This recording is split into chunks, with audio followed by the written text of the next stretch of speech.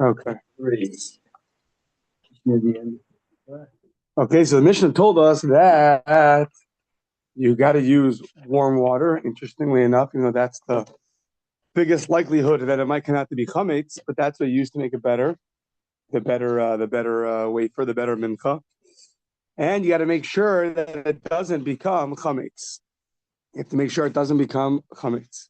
So the Mishnah told us two things. One is that you have to make sure it doesn't become chametz, and the other thing it told us is also that the remaining part of the mincha that's going to be eaten by the Kohanim, that's also going to be a problem. That's also a negative violation to have that part be chametz. The Mishnah only quoted a source for the original statement that if you make the mincha offering chametz, that it's going to be a problem. It did not tell us what the source is. If the remnant, the one that the Kohanim eat, if that's chametz, that's also going to be a negative violation. That it did not say. So says the Gemara, second to last line, what's the source that chametz, that the remnants that are eaten by the Kohanim, if that's chametz, that's a negative violation. What's the source? That you should not bake chametz chelkam, their portion. What's that word, their portion? Afilu chelkam lo se'afe chametz. Even their portion, you should not bake chametz. So even not only the portion on the altar, even the portion that the Kohanim are going to eat, you might have thought that was going to be less stringent or something, but it says their portion cannot become chametz. Now, classically, we're going to say that we already used this exposition for something else, and therefore it's not available to teach us this. So let's see. So says the Gemara, you're using it for this. I need it for something else, as we taught in the following brisa. Next page. Lo se'afe chametz. It says in the brisa that you should not bake your flour offerings. Chametz ma Talmud lomar. What does that teach me? The halak. So we are. Yeah. V'alo kvar ne'amar lo se'afe chametz. Okay, so we have two. You're a step ahead. That was a different pagination. Pagination, is that a word? Mm-hmm. Not a pageant, but a pagination. Pageant something else. So it says lo se'aseh chametz. It says you should not make chametz, and it says you cannot bake it chametz. So it says the Gemara, why did the Torah say you shouldn't bake chametz? It already told us in coming up in a few weeks by Yikra. In the second chapter, it says you shouldn't make chametz. Included in making chametz is baking chametz. So why did the Torah say you should not bake chametz, bake the flour offerings chametz? So, hello, kvar ne'amar lo se'aseh chametz, levi she'ne'amar lo se'aseh chametz. You would have thought if it only said you should not make chametz, yachol lo yechayev ela achas al kulam. You're only liable one negative violation for chametz. You can't. After you made the whole thing, you would have thought you're only liable one. Lo yechayev ela achas al kulam. Talmud lomar lo se'afe. Then the Torah says you should not bake. You should not bake. Lo se'afe afia b'chal haisa. Included in do not make chametz is do not bake chametz. That's included. So lama yatzas. Why did we specify one of the things in the making process is baking? Why did you have to spell that out? To teach us the following: lahakish eleha, to compare the other parts of the making of the flour offering to baking. What is unique about baking? Ma afia miyuchedes shehi ma'aseh yechidi v'chayav eleha b'fnei atzma. Just like baking is unique, shehi ma'aseh yechidi v'chayav eleha b'fnei atzma. Afani avi lishasa v'arichasa v'kol ma'aseh yechidi sheba. Just like baking is specified, it's singled out to teach you that it's its own individual act. You take it, you put it into the oven. That's its own unique act. For that, you're liable. Any unique act, such as kneading and forming, shaping of the dough, those are considered their own unique acts. You're liable for, if you're doing that with chametz, with the mincha that's chametz, you're liable for that as well. Then the brisa says, and anything you do which is its own unique step of the process. So what's that coming to include? Liyasuye kituf. It's coming to include kituf. So Rashi says kituf is smoothing out of the dough. I think others say, the Rabbi Gershom says it's pulling off the dough to make them their own individual loaves. But it's something which you would have thought is not included as its own unique part of the process, like smoothing. You would have thought it's too secondary, maybe, but the Brisa says no. That's also included as its own unique act. And if you're involved in chametz, so then you will be liable for that as well. Okay, so here, what's our question? Our question is, we have lo safek chametz chelkam. That verse taught you that the remnant part of the flour offering that the Kohen's eating is going to be liable for lashes from lo safek chametz. But the Brisa taught us that we need lo safek chametz to teach you that you're liable for every individual unique act that you're doing in the baking process. So it's not available to teach me that I'm liable for lashes if I have the remnants of my mincha that the Kohen's going to eat is going to be chametz. It's not available. I use it for something else. Okay. To that, the Gemara says, no, we're not using the verse lo se'afe. You should not bake chametz. Rather, ana mechelkam kamrinan. We're really learning it from the next word, chelkam, their portion. It was that word that was really extra. Good morning, Steve. Oh, you had 2 grandchildren already. I don't know.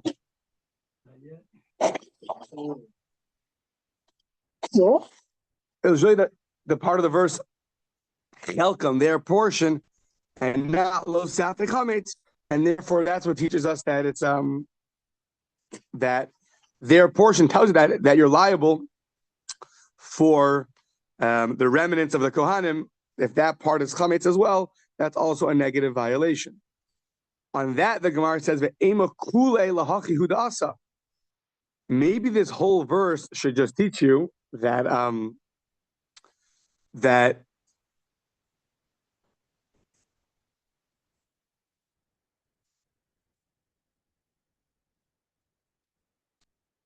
maybe the whole verse teaches you that you're liable for the remnants. And how do you know you're liable for the other acts, the other individual acts? Yeah. So, one second.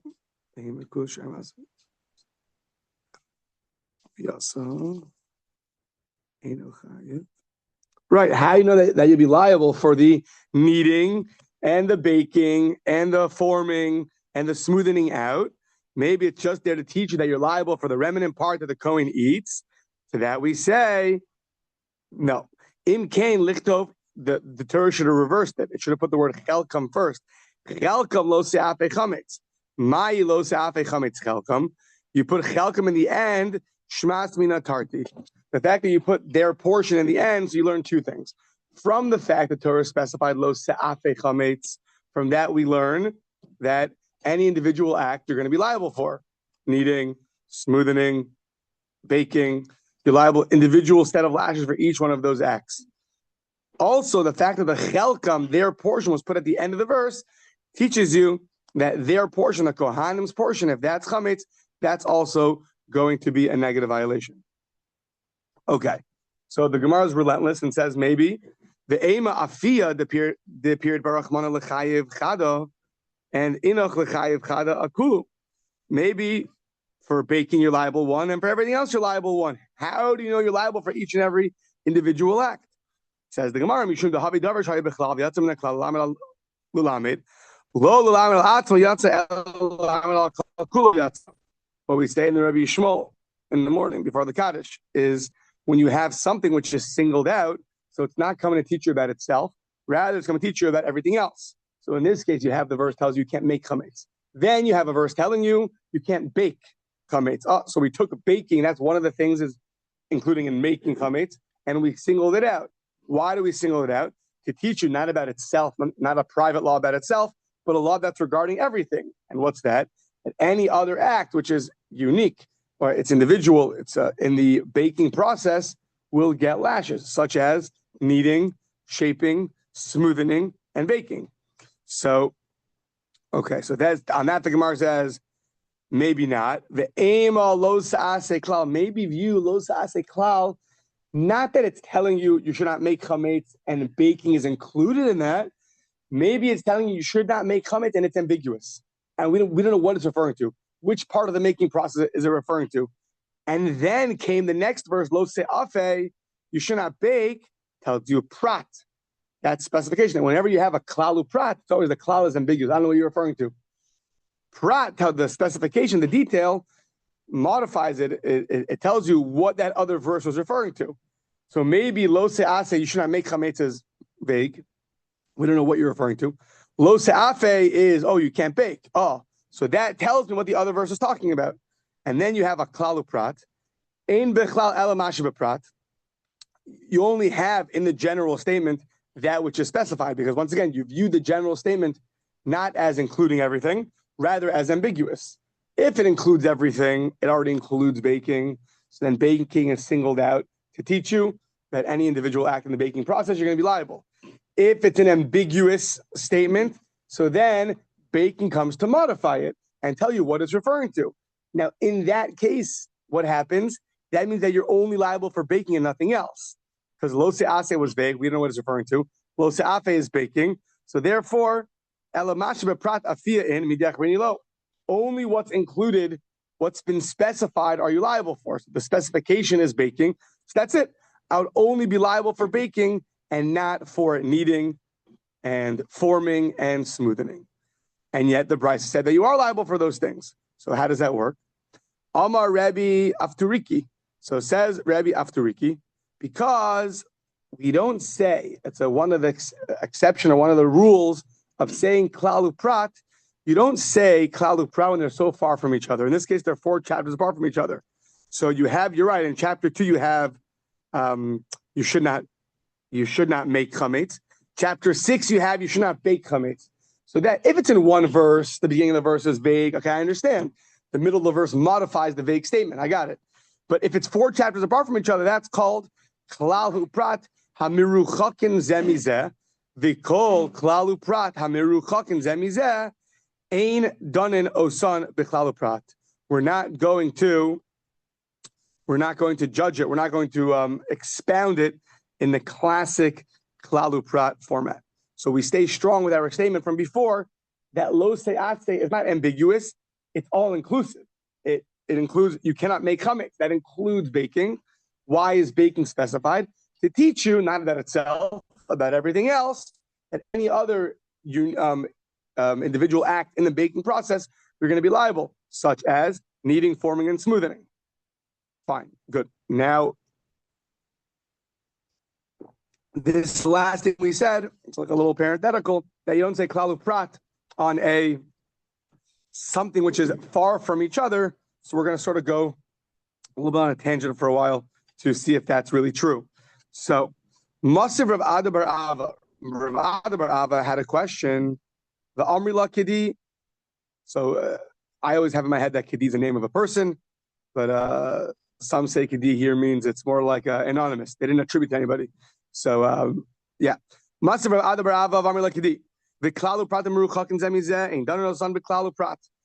Anything which is a general statement and a general statement and a specific statement that are far from each other, ein danon osan b'klalu prat. We don't judge it as a klalu prat.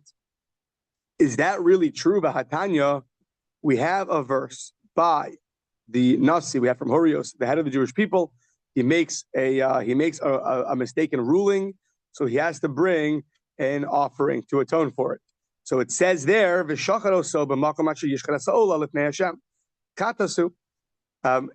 there in the 4th chapter of Vayikra that the he-goat that the Nasi has to bring, you have to slaughter it in the place that you slaughter the Ola offering, because it's a chatas.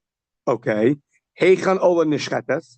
Where is an Ola slaughtered? B'tzafon, in the north. Af zeh b'tzafon. So too, the Nasi, the head of the Jewish people, his offering has to be slaughtered in the same place as the Ola, which is the north. Now, on that, the Gemara asks, we learn from here that it has to be in the north. Hello, Kfar Nemer. There's a general rule from the sixth chapter of Vayikra that a chatas is slaughtered in the north.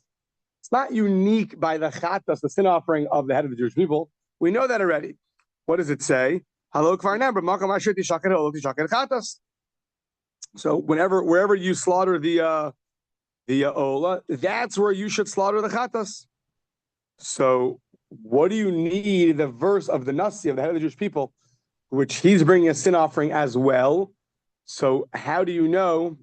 Why do you need the verse to tell you that he has to slaughter in the north as well? Of course, it's a chat. A chat is a slaughter in the north.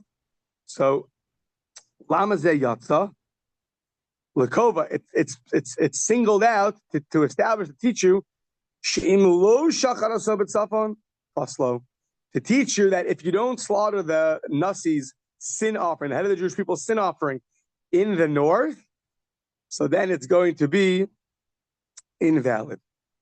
So now, the Gemara says, Ata Omer lekach yatzos. That's why you think it was singled out? O einu ela shezet ton safon, ve'ein acher ton safon. Is that why it's singled out? Or is it singled out to teach you that only this requires slaughtering the north, but nothing else would require slaughtering the north? Maybe you say that the fact that Torah singled out the offering, the chatas of the Nasi, the head of the Jewish people, and it said over there, it has to be in the place of the Ola, which is the north. Maybe you say only that has to be in the north, and no other chatas has to be in the north.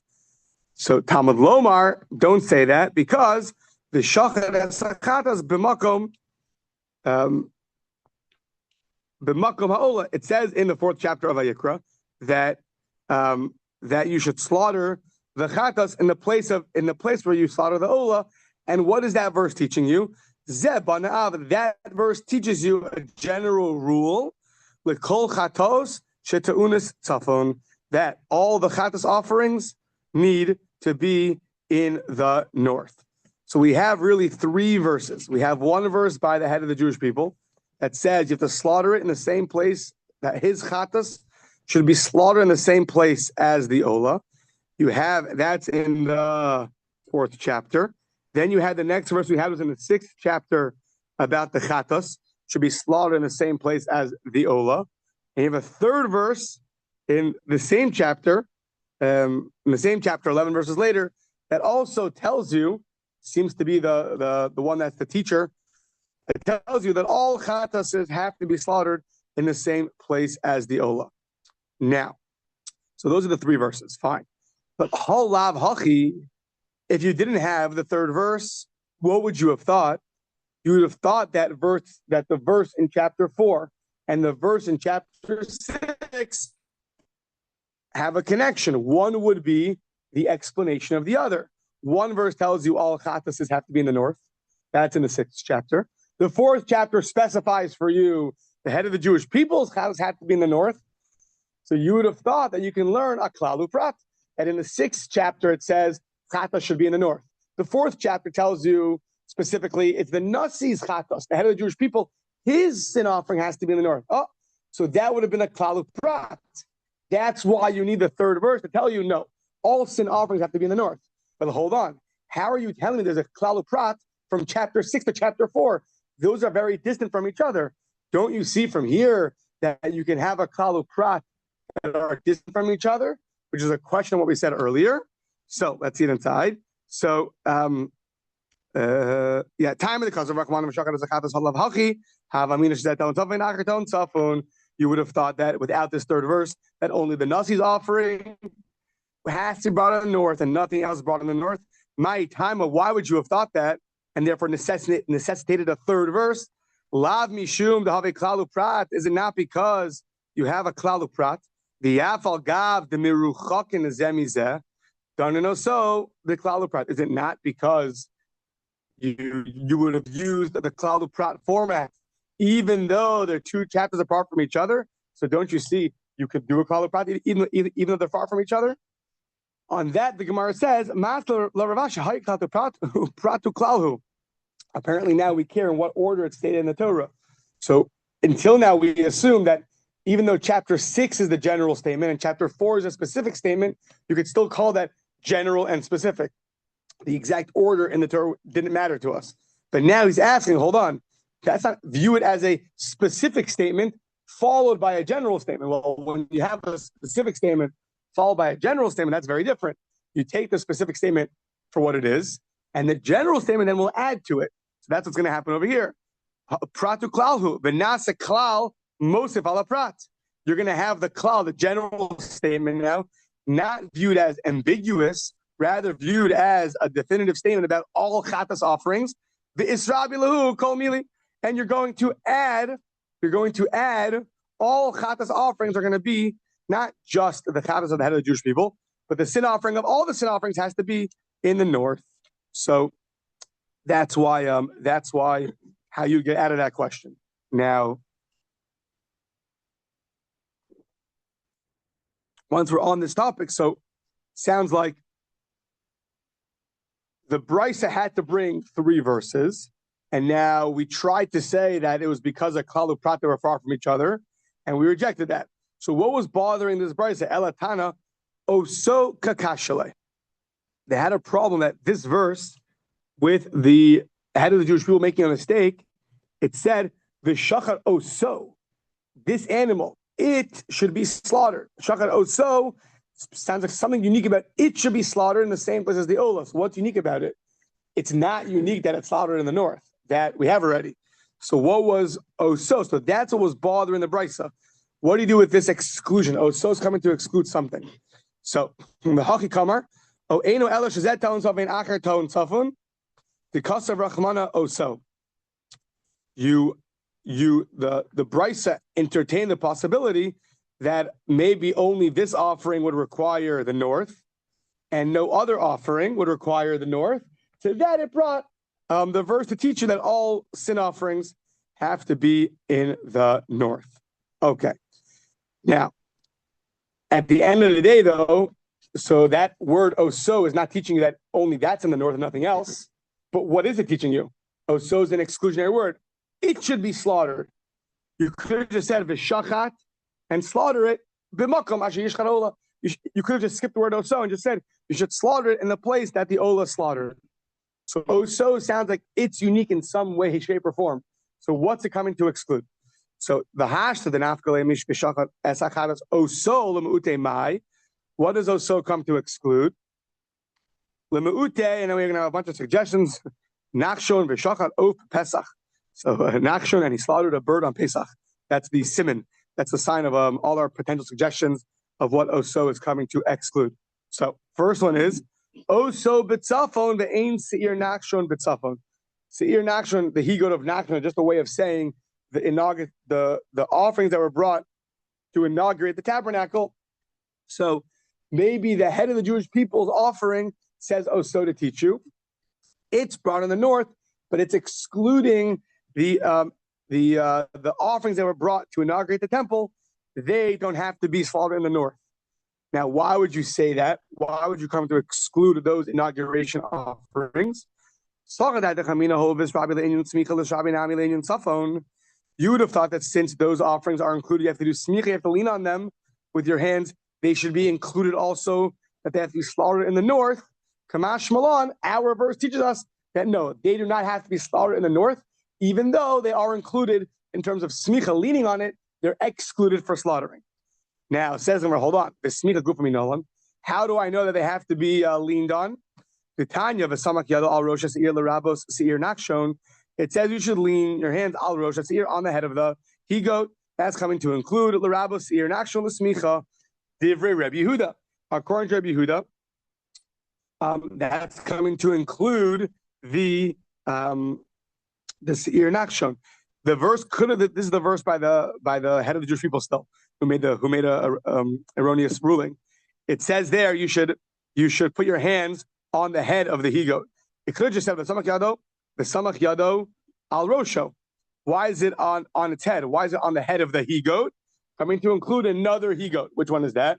That is the one of Nachshon. That is one of the inauguration offerings that were brought in for the inauguration of the tabernacle. That's according to Rabbi Yehuda. Rabbi Shimon on our next page. L'rabos seire avodas kuchavim l'smicha. The other he-goats you bring are a person did inadvertently served idol worship. So that also is included for smicha. So since it's included for smicha, you would have thought it's also included to be slaughtered in the north, like a regular sin offering.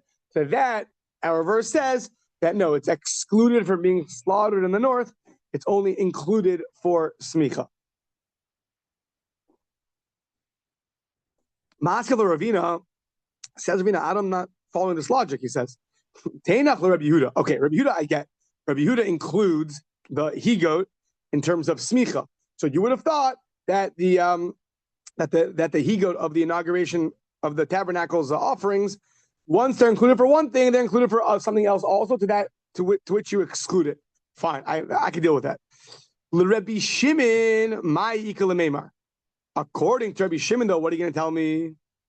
He never included the he-goat of the tabernacle offerings. He included the he-goat of inadvertent service of idol worship. So according to him, you never had a reason to exclude the inauguration offering that it can't be slaughtered in the north, because you never thought it should be included, because it was never included for smicha. So you would have just thought it's its own unique sacrifice. It's only according to Rabbi Yehuda that included it for smicha, it will include it in the slaughtering. But according to Rabbi Shimon, what are you going to say?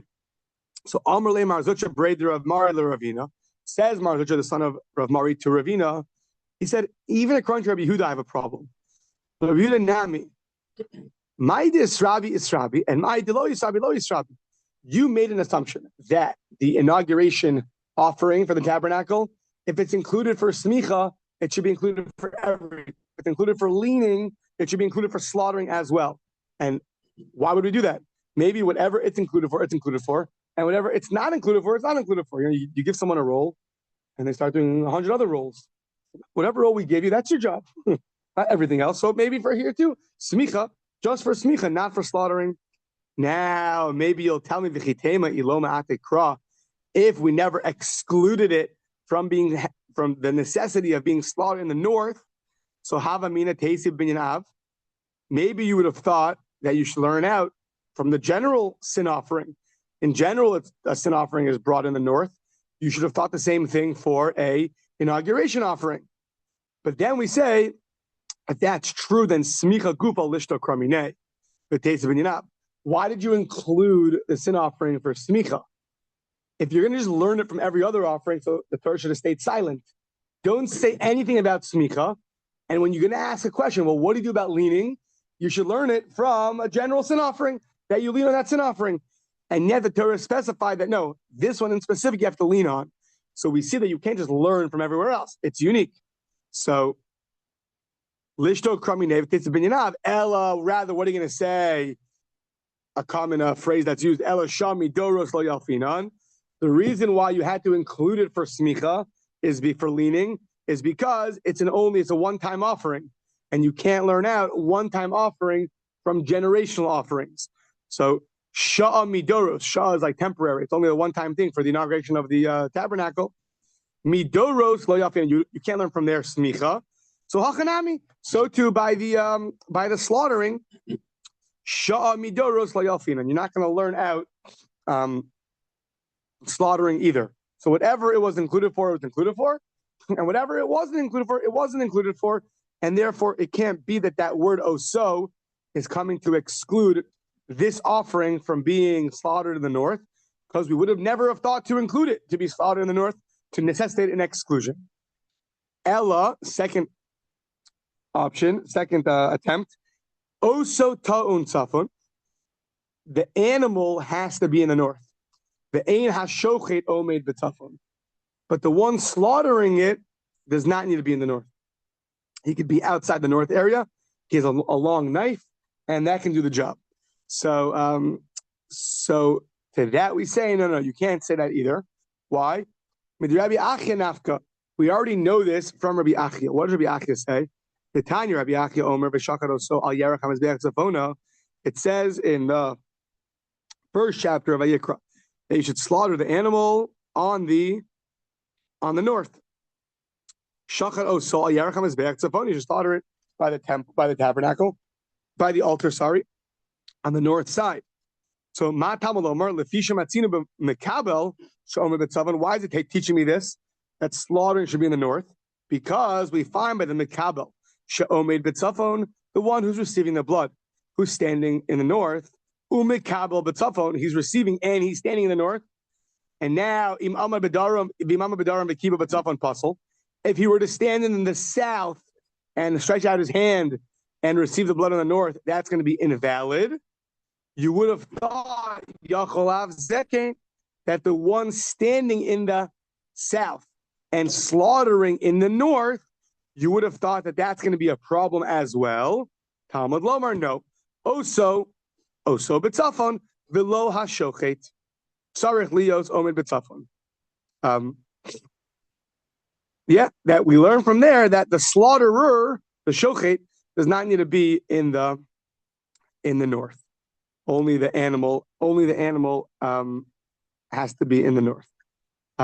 Okay, so that our oso is not available for that either. That we know already from Rav Achia. So third attempt, ela oso b'tzafon, ve'ein ben of b'tzafon. Maybe only animal is going to be in the north, but not a bird. Maybe you can do malika somewhere else, not in the north. So you would have thought you should learn from a kavachomer, mi ben son, what it means like the son of a cattle, but it means an animal that's slaughtered. Uma ben son shelo kavalo kohen, a ben son, you don't establish a kohen for it. Anybody could slaughter it. Presume it means even a Yisrael could slaughter it. Even a Yisrael could slaughter it. And yet you established that the animal has to be in the north.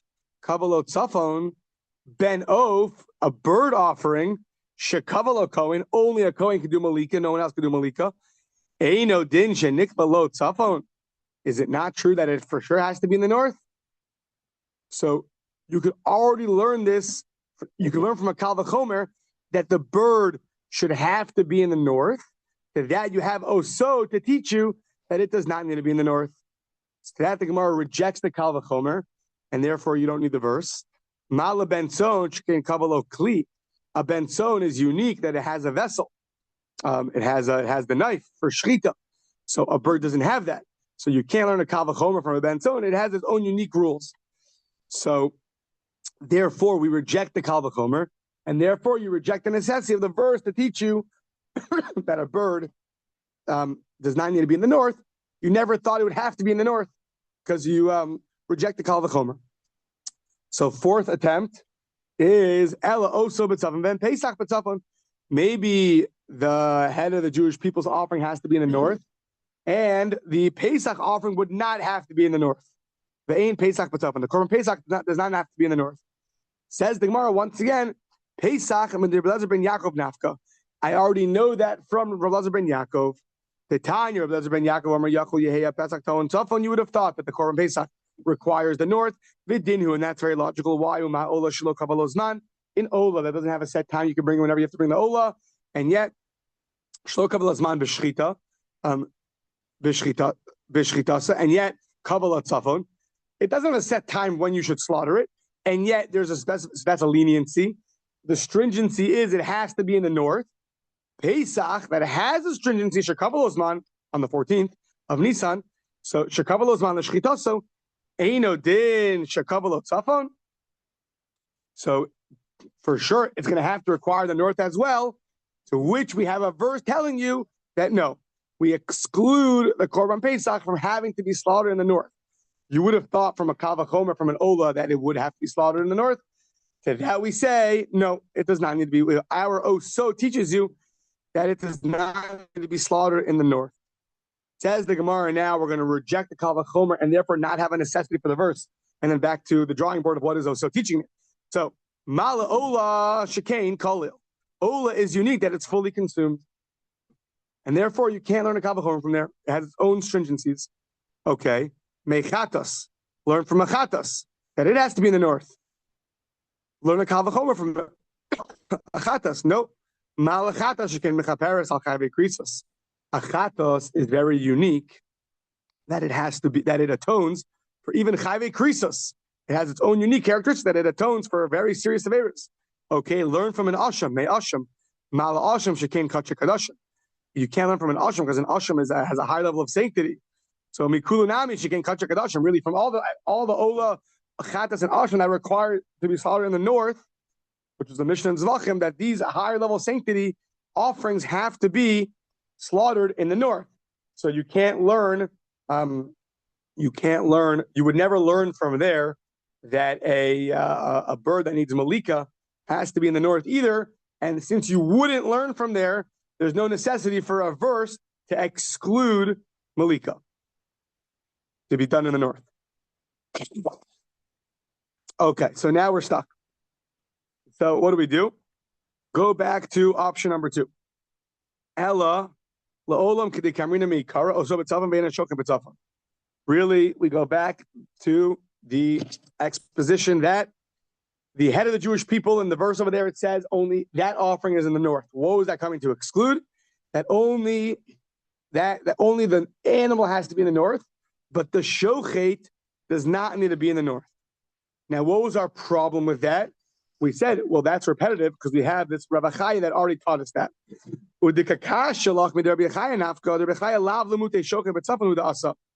So really, you should re-understand what Rabbi Chaya was saying. He wasn't coming to exclude a shochet b'tzafon. Rather, elahachi kamar, what he was saying is, ein ha-shochet b'tzafon aval mekabel b'tzafon mekabel. The one who's receiving the blood, he has to be in the north. How do I know? 1 second. Rabbi